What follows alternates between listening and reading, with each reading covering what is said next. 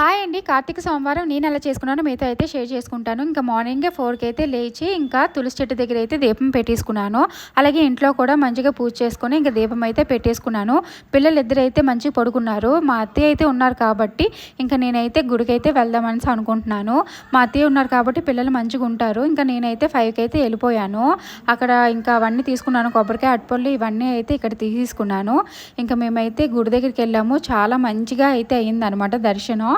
అదే ఇంకొంచెం లేట్ అయితే మాత్రం మాకు అవ్వదు. ఇంకా అక్కడైతే దీపం పెట్టేసుకొని లింగాష్టకం, బిల్వాష్టకం, అలాగే కాలభైరవ స్తోత్రాలు ఇంకా అవన్నీ చదివేసి మంచిగా దేవుడి దగ్గర పూజ అయితే చేసుకొని దీపం అయితే పెట్టేసుకున్నాను.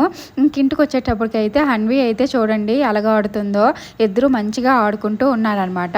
ఇంకా మా హస్బెండ్కి అయితే నేను కాఫీ అయితే చేసి ఇచ్చాను. మంచిగా తాగేశారు. ఇంకా అక్కడ గుడి దగ్గర అయితే ఇవన్నీ అమ్ముతూ ఉన్నారనమాట. నాకైతే ఇవి చాలా చాలా ఇష్టం. మీకు తెలిస్తే కామెంట్ సెక్షన్లో కామెంట్ చేయండి. మరి ఉంటాను. Please subscribe.